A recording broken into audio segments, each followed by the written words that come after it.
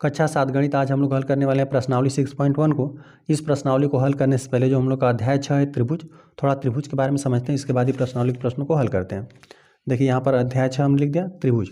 अब यहाँ पे त्रिभुज होता क्या है हमें पता है कि 3 रेखाखंडों द्वारा बंद आकृति रहेगी तो उसे ही त्रिभुज बोलते हैं। यहाँ पर त्रिभुज के बारे में हमने लिख दिया त्रिभुज 3 रेखाखंडों से बनी एक बंद सरल आकृति है। 3 रेखाखंड होने चाहिए और साथ साथ जो भी आकृति रहे वो बंद रहनी चाहिए, है ना। तो इस प्रकार से आपका त्रिभुज का निर्माण हो जाएगा। इसमें होता क्या है त्रिभुज में, इसके 3 शीर्ष मतलब यही कोना भी समझ सकते हैं। यहाँ पे एक शीर्ष, यहाँ पर ए हम नामकरण कर दिया है, ए बी सी नामकरण कर दिया है।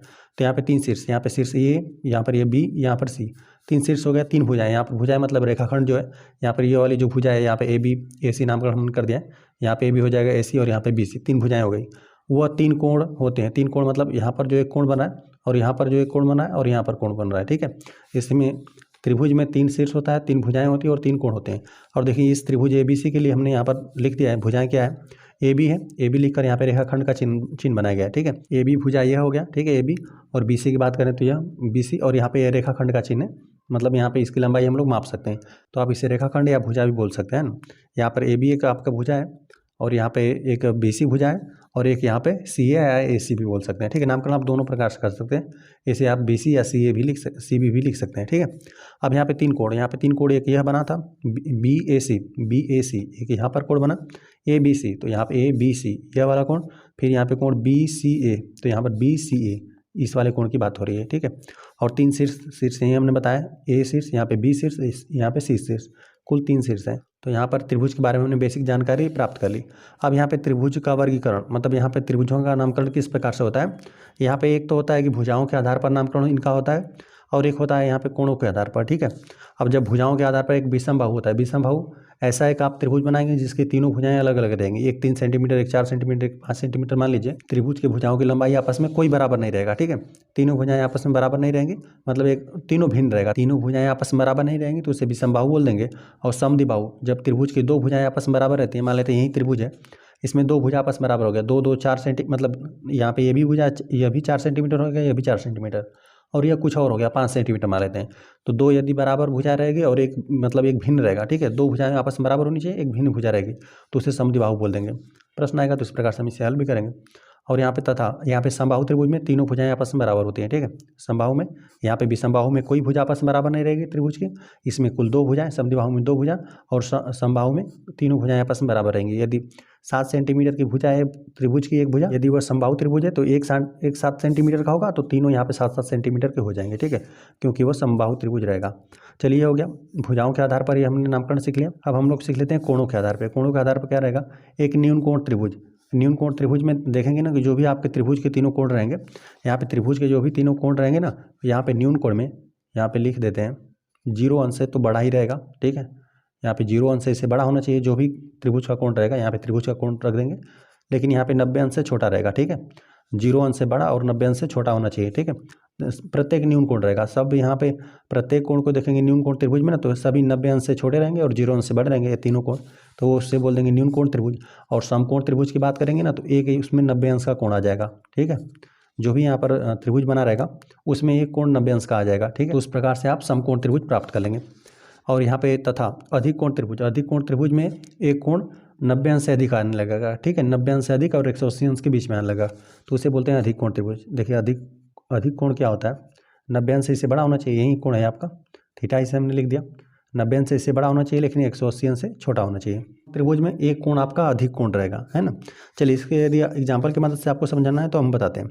जैसे जब हमने भुजाओं के आधार बताया ना विषमबाहु त्रिभुज, विषमबाहु त्रिभुज में हमने बताया कि कोई भी भुजा आपस में बराबर नहीं रहेगा। जैसे यहाँ पर एक हमने त्रिभुज बना दिया, यहाँ पे लिख देते हैं विषमबाहु, ठीक है। मान लेते हैं यह 3 सेंटीमीटर के, यह भुजा 3 सेंटीमीटर और इसको हमने 4 सेंटीमीटर मान लिया। इसको भुजाओं के आधार बताना है आपको, ठीक है। 3 सेंटीमीटर 4 सेंटीमीटर, इसे हमने 5 सेंटीमीटर मान लिया, ठीक है। प्रत्येक भुजा अलग अलग है तो ये एक विषमबाहु त्रिभुज है। अब चलिए यहाँ पर समद्विबाहु त्रिभुज हम लिखा है, ठीक है। समद्विबाहु त्रिभुज को हम लोग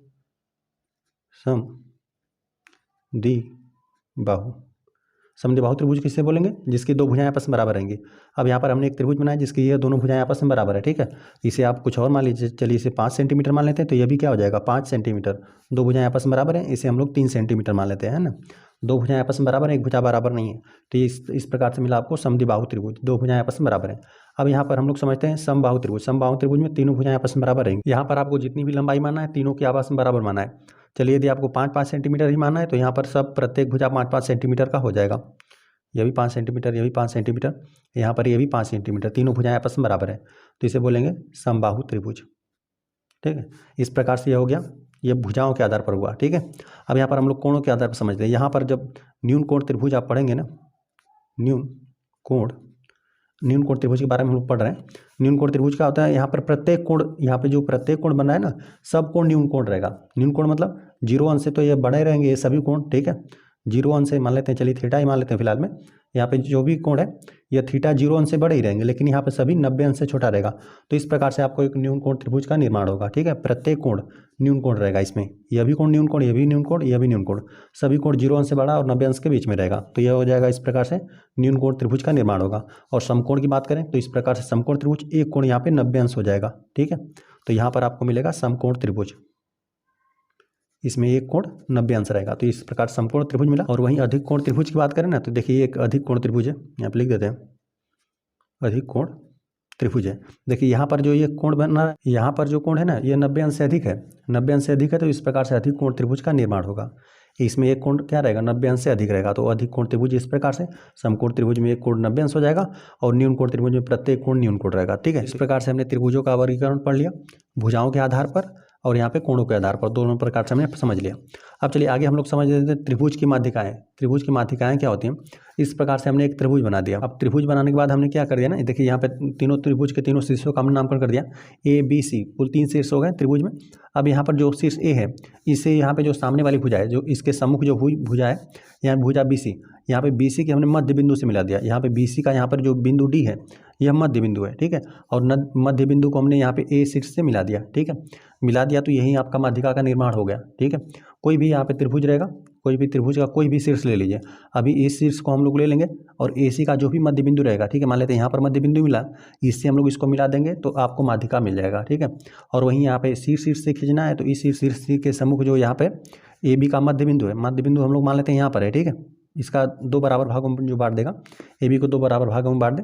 यदि बांटना रहेगा तो हम लोग प्रश्न में आएगा तो हल भी कर देंगे उसको। ठीक है, तो यहाँ पे AB के यदि आप मध्य बिंदु से यहाँ पे सामने वाले शीर्ष को मिला दे रहे हैं, इस शीर्ष को हमने AB के मध्य बिंदु, इसके मध्य बिंदु से यदि आप मिला देंगे तो इस प्रकार से भी आपको माध्यिका प्राप्त होगा। तो कोई भी त्रिभुज रहे उसमें 3 माध्यिकाएं होंगी। ठीक है, तो एक माध्यिका के बारे में हम लोग फिलहाल में यहाँ पे समझ रहे हैं।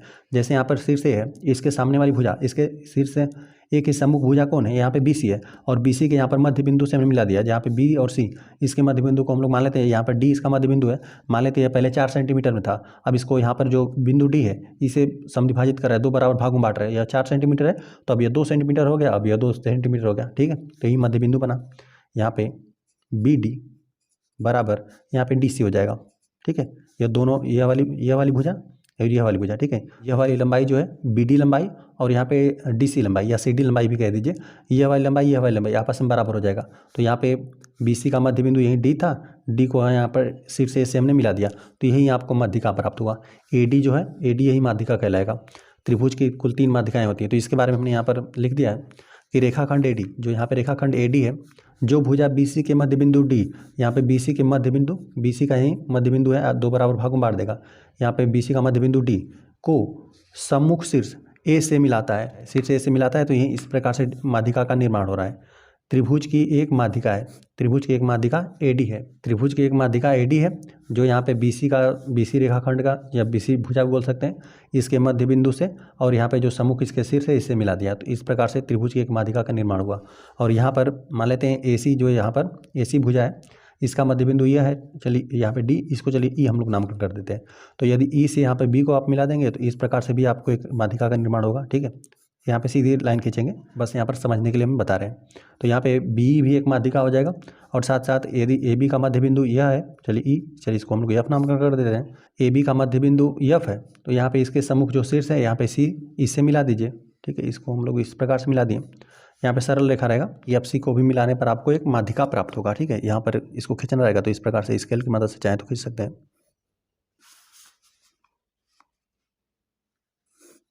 ठीक है, कोई भी त्रिभुज रहेगा, हम लोग शीर्ष से क्या कर देंगे, सामने वाली भुजा के मध्य बिंदु को मिला देंगे, तो इस प्रकार से माध्यिका का निर्माण हो जाएगा। अब हम लोग समझते हैं त्रिभुज के शीर्षलंब। शीर्षलंब के बारे में समझते हैं। शीर्षलंब क्या होता है? देखिए यहाँ पर ABC हमने त्रिभुज बना दिया।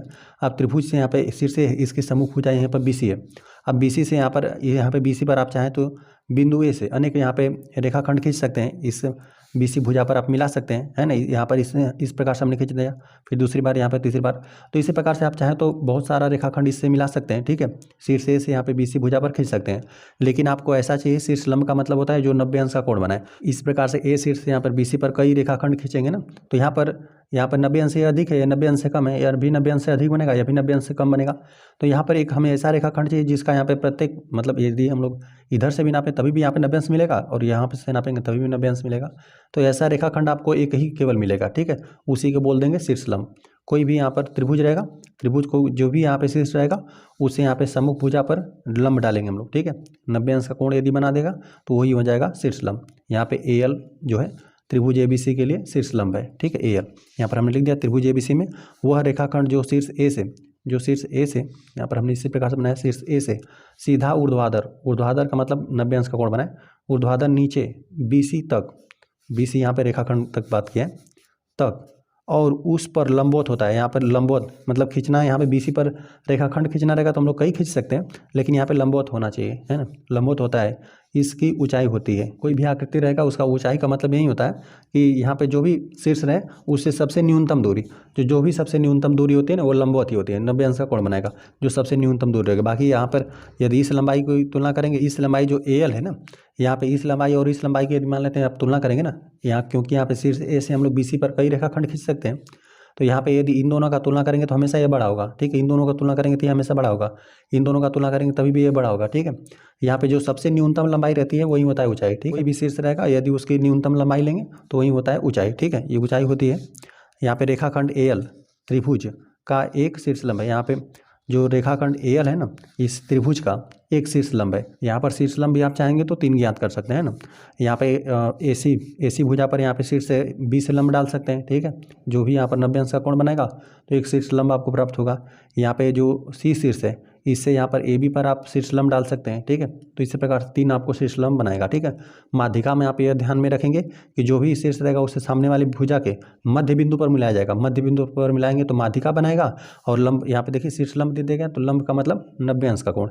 यदि यहाँ पर जो भी शीर्ष रहे उसे सम्मुख जो भी सामने वाली भुजा है उस पर यदि आप 90 अंश का कोण बना रहे हैं तो उसे शीर्षलंब बोल देंगे, ठीक है। चलिए अब हम प्रश्नावली के प्रश्न को हल करते हैं। प्रश्नावली में आपको पहला प्रश्न दे दिया है, त्रिभुज PQR में, यही त्रिभुज है PQR, यही त्रिभुज की बात कर रहे हैं, में भुजा QR, यहाँ पे भुजा QR यही है, का मध्य बिंदु D है। यहाँ पे QR का यहाँ पे मध्य बिंदु यह है, ठीक है। मतलब 2 बराबर भागों में बांट देगा। यहाँ पे QD और यहाँ पे DR, यह दोनों आपस में बराबर है। तो यहाँ पे दे देगा रेखाखंड PM, तो यहाँ पर रेखाखंड PM के बारे में आपका पूछा है, ठीक है। और यहाँ पे PD के बारे में पूछा हुआ है, क्या QM बराबर MR होगा, इसको भी हम लोग देख लेंगे। चलिए पहले इसकी हम लोग चर्चा कर लेते हैं, यह क्या है। यहाँ पे PM, तो यहाँ पे देखिए P है और यहाँ पर M है, तो जो यहाँ पे रेखाखंड PM है ना, यहाँ पे देख रहे हैं 90 अंश का कोण बना रहा है। तो इस त्रिभुज के लिए हमने देखा कि यहाँ पे जो शीर्ष P था, शीर्ष P से यहाँ पे सम्मुख वाली भुजा पर यहाँ पे 90 अंश का कोण बनाया, तो 90 अंश का कोण बनाएगा तो उसे क्या बोल देते हैं, शीर्षलंब, ठीक है। तो यहाँ पर हम चलिए लिख देते हैं शीर्षलंब होगा, बाकी यहाँ पर हमें भरना है तो यहाँ पर हम लोग शीर्षलंब लिख देते हैं, ठीक है। जो भी 90 अंश का कोण बनाएगा तो उसे शीर्षलंब बोल देंगे, और मध्य बिंदु से आप मिलाएंगे तो उसे हम लोग माध्यिका बोल देंगे। कोई भी शीर्ष रहेगा उसके सामने वाले जो भी भुजा है उस पर यदि मध्य बिंदु से मिलाएंगे तो उसे आप माध्यिका बोल देंगे। तो यहाँ पे PD की बात कर रहा है, ठीक है। तो देखिए P यहाँ पर है या D है, ठीक है। PD आपका क्या कहलाएगा, इसे भी इस प्रकार से रेखाखंड करके देना चाहिए था। यहाँ पे PD रेखाखंड क्या है, यहाँ पे पहले ही आपको प्रश्न में दे दिया गया था, त्रिभुज PQR में यहाँ पे ना QR का यहाँ पे मध्य बिंदु D है, तो मध्य बिंदु को यदि आप मिला रहे हैं सामने वाले शीर्ष से तो इस प्रकार से आपको माध्यिका का निर्माण होगा। यहाँ पे PD क्या कहलाएगी, माध्यिका, इस त्रिभुज के लिए लिख देते हैं। और यहाँ पर लास्ट में आपको पूछा है क्या QM बराबर MR है, तो यहाँ पर देखिए QM यह वाली लंबाई बोल रहा है, इतनी सी लंबाई, ठीक है। QM इतनी दूरी, यहाँ पे MR, यहाँ से R तक यहाँ तक है, ठीक है। तो यहाँ पर यह क्या लंबाई आपस में बराबर होगा, तो लंबाई आपस में यहाँ पे बराबर नहीं है, ठीक है। यहाँ पे जो QM है, यहाँ पे MR, ये दोनों आपस में बराबर नहीं है। अच्छा, बराबर कब होता, जब यहाँ पर ना M और D यह दोनों बिंदु एक ही पर आपको मिलते हैं तब होता है। M और D यदि एक ही बिंदु पर मिल जाते हैं, ठीक है। यदि यहाँ पर मान लेते हैं D पर ही मिल गया, ठीक है, क्योंकि यहाँ पे QR का मध्य बिंदु D है, मध्य बिंदु पर मिलता और इसी पर 90 अंश का कोण बनाता, तब हो जाता है यहाँ पे दोनों आपस में बराबर हो जाता है। लेकिन यहाँ पर मध्य बिंदु पर यहाँ पर नहीं मिला M, जो लंबवत बना रहा है, ठीक है, अंश का कोण बना रहा है, इसे आप ऊंचाई भी बोल सकते हैं, या फिर शीर्षलंब। हमने शीर्षलंब पढ़ा है, चलिए शीर्षलंब में ही लिख देंगे। तो यहाँ पर जो क्यू एम है, यहाँ पे यम आर के बराबर नहीं होगा, तो चलिए यहाँ पर पहले में भरेंगे। यहाँ पर जो पी एम है यह क्या है, शीर्षलंब है, शीर्षलंब लिख देते हैं। शीर्षलंब भी लिख सकते हैं या फिर आप उसे ऊंचाई भी समझ सकते हैं। यहाँ पर ऊंचाई, यहाँ पर इसे आप ऊंचाई भी समझ सकते हैं, ठीक है, ये हो गया। और यहाँ पे पी डी की बात किया था, तो पी डी यहाँ पे इस त्रिभुज के लिए क्या है, माध्यिका है।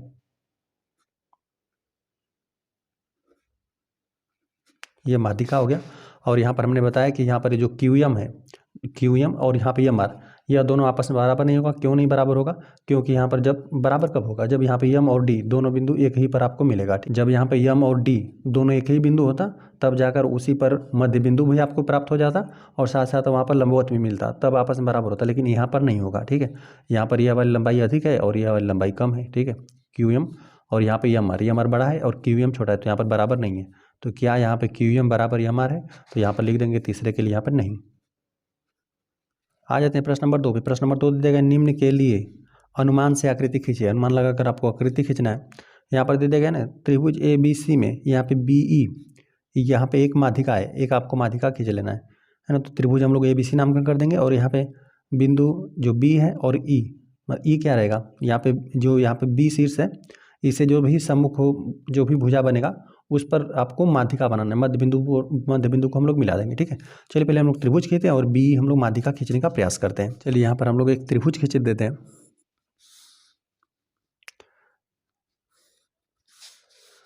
आप लंबाइयों को स्वतंत्र रूप से जैसे आपको इच्छा करें उतना खींच सकते हैं। अब खींचने के बाद हम लोग यहाँ पे इसका नामकरण कर देते हैं। यहाँ पे ए नामकरण कर दिया, यहाँ पर बी नामकरण कर दिया और यहाँ पर हमने सी नामकरण कर दिया। अब आपको क्या करना है ना, कि जो यहाँ पे बी शीर्ष है इसी से आपको खींचना है, ठीक है। यहाँ पर बी ई आपको यही बताना है कि बी शीर्ष से आपको बी और ई को मिलाना है। तो जो ई रहेगा, ई बिंदु आपको मिलेगा कैसे, यहाँ पे ए सी का मध्य बिंदु होगा ई, ठीक है, तभी आप माध्यिका खींच पाएंगे, ठीक है। यहाँ पे शीर्ष बी से यहाँ पे जो भी इसके सम्मुख भुजा है इसके आपको मध्य बिंदु से मिलाना है, ठीक है। चलिए तो यहाँ पे ए सी जो भुजा है इसका हम लोग मध्य बिंदु ज्ञात कर लेते हैं। यहाँ पर इसको हम लोग केंद्र बना देंगे, शीर्ष सी को, और आधा से हम लोग अधिक दूरी ले लेंगे, ठीक है। आधा से अधिक दूरी ले लिया हमने, इस प्रकार से चाप कटा लेंगे और उसी चाप से यहाँ पे शीर्ष से ए को केंद्र मान के यहाँ पर हमने केंद्र मान लिया। अब यहाँ पर चाप कटा दीजिए, जहाँ पर आपको कटान बिंदु मिल रहा है उन दोनों कटान बिंदुओं को आपको मिलाना है, ठीक है। और इन दोनों कटान बिंदुओं को आप मिला दीजिए। यहाँ पे इस प्रकार से आप मिला देंगे तो जो आपको यही बिंदु मिला है ना, यहाँ पर ए सी का यह मध्य बिंदु हमने ज्ञात कर दिया, ए सी का यहाँ पर मध्य बिंदु, ये इसका नामकरण कर देंगे ई, ठीक है। ए सी का मध्य बिंदु हमने ई ज्ञात कर दिया। अब यहाँ पे ई जो है, ई से यहाँ पर शीर्ष बी को मिला दीजिए, ठीक है। तो यहाँ पर हमने इस त्रिभुज ए बी सी के लिए यहाँ पर बी हमने एक माध्यिका खींच दिया। पहले हम लोगों ने त्रिभुज ए बी सी खींचा, यहाँ पे चूंकि आपको बी माध्यिका दे दिया गया था तो यहाँ पे बी से ही आपको खींचना था, बी शीर्ष से। बी शीर्ष से यहाँ पे जो सामने वाली भुजा ए सी था इसका हमने मध्य बिंदु पहले ज्ञात किया। कोई भी भुजा रहे, यदि आप चाहें तो माप कर भी खींच सकते हैं। आप इसे 4 सेंटीमीटर का माप लीजिएगा, 2 सेंटीमीटर इसे कर दीजिए, 2 सेंटीमीटर इसे, ठीक है। यहाँ पर जो है ना ए ई, यहाँ पे ए ई वाली लंबाई यह बराबर है किसके, ई सी के, यहाँ पे ई सी के, तभी यहाँ पर आप माध्यिका खींचे हुए हैं। देते हैं यहाँ पे, यहाँ त्रिभुज रहेगा ए बी, त्रिभुज ए बी सी की एक माध्यिका ए ई है तथा, इसको भी बराबर बता दीजिए, तथा इसमें क्या है, ए ई बराबर ई सी है।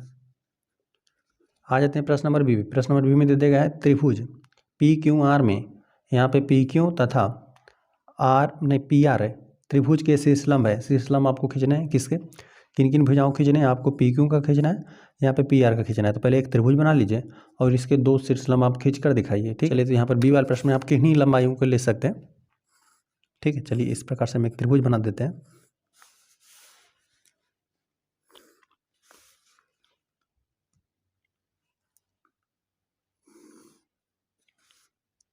एक हमने इस प्रकार से त्रिभुज बना दिया। अब नामकरण कर देना इसका पी क्यू आर है, तो कहीं से भी नामकरण आप कर सकते हैं। यहाँ पे चलिए हमने इसका नामकरण कर दिया पी, इसका हमने नामकरण कर दिया क्यू और यहाँ पे आर, ठीक है।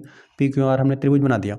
अब यहाँ पे दे दिया गया ना इसका पी क्यू, तो यहाँ पे पी क्यू इसका भी आपको खींचना है, ठीक है, शीर्षलंब। यहाँ पर भी शीर्ष लंब खींचना है पी क्यू पर, तथा यहाँ पे एक इस पर और एक आपको जो पी आर बन रहा है, ठीक है, तो पी आर ही है। इन दोनों भुजाओं पर आपको शीर्ष लंब खींच कर दिखाना है। चलिए तो इसके लिए हम लोग यहाँ पे सेट स्क्वायर की मदद से ही खींच देते हैं, ठीक है। यहाँ पे सेट स्क्वायर को ले लेंगे और यहाँ पे पी से आपको खींचना है, यहाँ पे इस पर खींचना था आपको पी क्यू पर, तो यहाँ पर इसको एकदम से इस लाइन पे मिला देंगे और यहाँ पे हमने पी के सीधे तक मिला दिया, ठीक है। इसको हमने इस प्रकार से मिला दिया, इसको एक इस लाइन मिला देंगे और यहाँ पे सीधी लाइन करके आप इस प्रकार से खींच लेंगे, तो यही बिंदु मिला आपको, यही बिंदु मिल रहा है जो आपको शीर्ष लंब बना रहा है। यहाँ पे 90 अंश का कोण बनेगा, तो यहाँ पे इस भुजा पर हमने खींच लिया। चलिए सेट स्क्वायर की मदद से हम लोग को इस पर भी खींचना था, जो पी आर भुजा है इस पर भी खींचना है ना, तो इस पर भी हम लोग बना देते हैं। चलिए इसको इस प्रकार से कर देते हैं, यहाँ पे इस भुजा के हेल्प से आपको खींचना है, तो यहाँ पर इसको हमने मिला दिया, ठीक है। बस यहाँ पर ध्यान में रखेंगे कि इसको एकदम से इस लाइन पर मिला दीजिए और यहाँ पे इस सामने वाले शीर्ष से मिला दीजिए, तो यहाँ पर यह बना 90 अंश का कोण, ठीक है। तो यहाँ पर हमने जो भी भुजा था, त्रिभुज की 2 भुजाएं थी, इस पर हमने शीर्ष लंब खींच दिया। यहाँ पर पी क्यू पर भी, इस वाले भुजा पर भी लंब शीर्ष लंब खींच दिया 90 अंश का कोण बनाते हुए, और यहाँ पे पी आर भुजा पर भी हमने यहाँ पे शीर्ष लंब खींच दिया 90 अंश का कोण बनाते हुए। आ जाते हैं सी वाले प्रश्न में। सी वाले प्रश्न में आपको दे देगा ना, त्रिभुज बनाना है एक्स वाई जेड में, यहाँ पे वाई यल एक शीर्ष लंब उसके बहिर्भाग में है। बहिर्भाग मतलब त्रिभुज के आपको बाहर बनाना है, जो भी शीर्ष लंब बने वो त्रिभुज के बाहर स्थित हो। तो यहाँ पर आपको दे दिया गया वाई यल, यहाँ पे वाई शीर्ष से आपको खींचना है, ठीक है, वाई शीर्ष से आपको खींचना है, एक्स जेड भुजा पर आपको खींचना होगा, ठीक है। तो इस प्रकार से आपको त्रिभुज बनाना है, तो इस प्रकार से एक अधिक कोण त्रिभुज आप बनाएंगे, ठीक है, तभी आपको ऐसा प्राप्त होगा। पर हम लोग एक अधिक कोण त्रिभुज खींच लेते हैं, तभी उसके बहिर्भाग में आपको मिलेगा उसका शीर्ष लंब। यहाँ पे इसको हमने यहाँ पे खींच दिया। अब यहाँ से हम लोग एक अधिक कोण 90 अंश से हम लोग अधिक बना देते हैं, तभी इसका शीर्ष लंब आपको बाहर मिलेगा।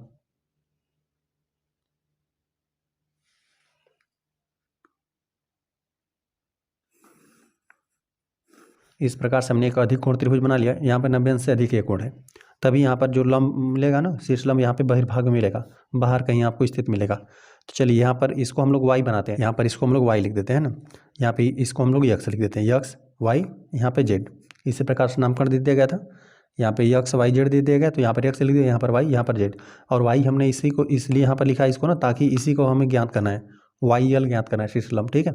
और चलिए इसको हम लोग हल्का में थोड़ा इसको आगे भी बढ़ा देते हैं, जो यह वाली भुजा है ना, इसको हम थोड़ा आगे भी इस प्रकार से बढ़ा देते हैं। यहाँ पर इसको हमने डाट करके आगे बढ़ा दिया है ना, ओरिजिनल नहीं है, बस इसको हमने यहाँ पे डाट करके आगे बना दिया, क्योंकि यहाँ पे जो शीर्ष लंब बनेगा इधर आपका बनेगा, ठीक है। अब यहाँ पे 90 अंश का कोण बना दीजिए, यहाँ पे इस शीर्ष से, यहाँ पर इसको हमने इससे एकदम से मिला दिया और यहाँ पे इस शीर्ष से हम लोग यहाँ पे खींच देते हैं, आपको शीर्ष लंब यहाँ पर मिलेगा, ठीक है, ठीक है। सेट स्क्वायर से हमने खींचा तो ये आपको 90 अंश का कोण मिलेगा, ठीक है। चाहे इधर भी कर दें, चाहे इधर भी कर दें, बाकी आप चाहें तो इसको नाप भी सकते हैं। यहाँ पे सेट स्क्वायर 90 अंश का होता ही है, ठीक है। देख रहे हैं इस पर से एकदम हम लोग मिला रहे हैं, तो यहाँ पे 90 अंश से होते हुए जा रहा है, तो यहाँ पे वाई से हमने खींच दिया शीर्ष लंब, और यहाँ पर जो ये बिंदु है ना, इसको यल नामकरण करना है, ठीक है।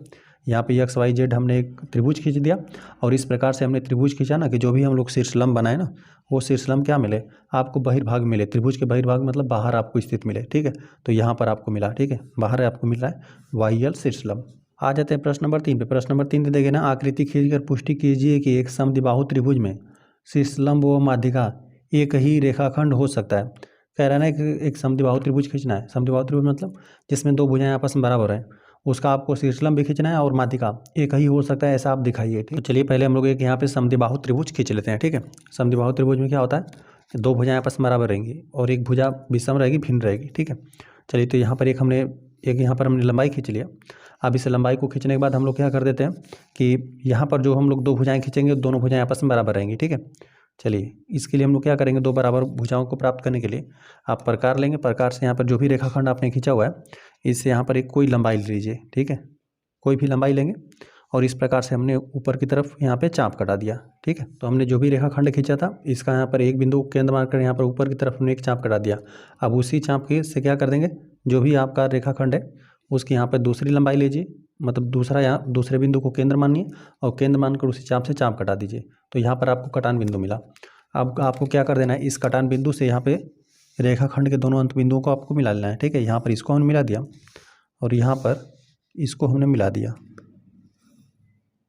जो इस प्रकार से हमने एक त्रिभुज खींचा हुआ है ना, यहाँ पे यह वाली भुजा और यहाँ पे यह वाली भुजा, ये आपस में बराबर है, मतलब दो भुजाएं आपस में बराबर है, एक भुजा भिन्न है, ठीक है।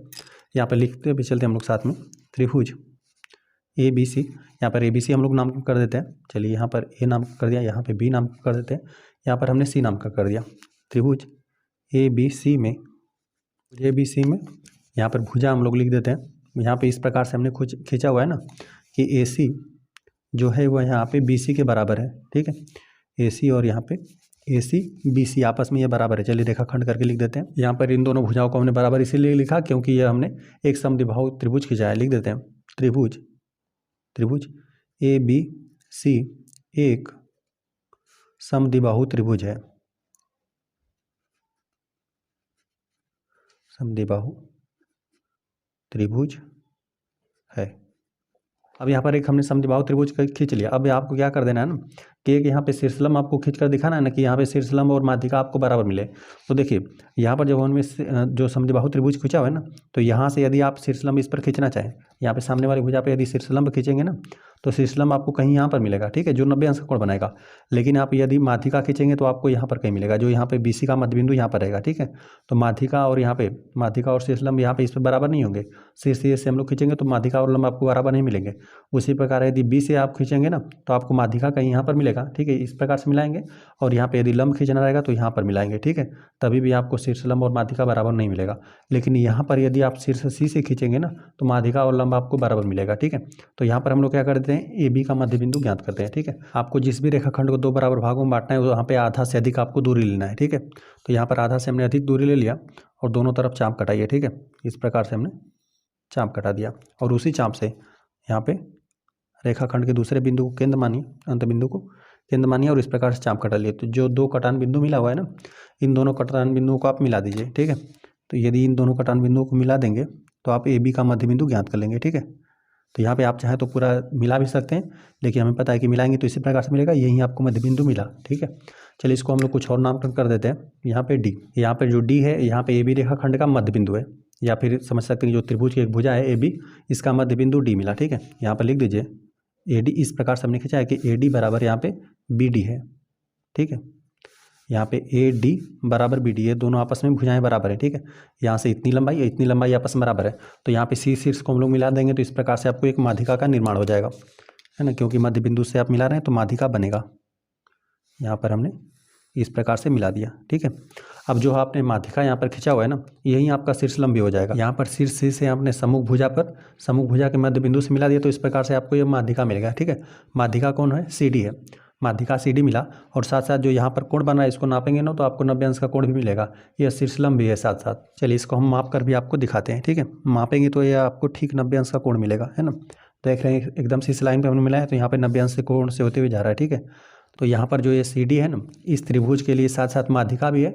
माध्यिका क्यों है, क्योंकि यहाँ पर C से हमने AB के मध्य बिंदु पर मिलाया, ठीक है, मध्य बिंदु पर मिला दिया तो ये माध्यिका है। और साथ साथ यही जो रेखाखंड यहाँ पे जो CD है, जो ये रेखाखंड CD है, ये 90 अंश के साथ मिला है। 90 अंश के साथ मिला तो ये क्या बन गया, शीर्षलंब भी बन गया। तो समद्विबाहु त्रिभुज में आपने देखा कि जो एक रेखाखंड ऐसा भी आपको मिल रहा है जो कि इस त्रिभुज के लिए माध्यिका भी है और साथ साथ शीर्षलंब भी है, केवल एक मिलेगा, ठीक है। हमने बताया कि यहाँ से यदि ये खींचेंगे तो आपको यहाँ पे माध्यिका यहाँ पर मिलेगा तो शीर्षलंब यहाँ पर मिलेगा, और यहाँ पे B से जब आप खींचेंगे तो मतलब माध्यिका यहाँ पर मिलेगा, शीर्षलंब कहीं यहाँ पर मिलेगा।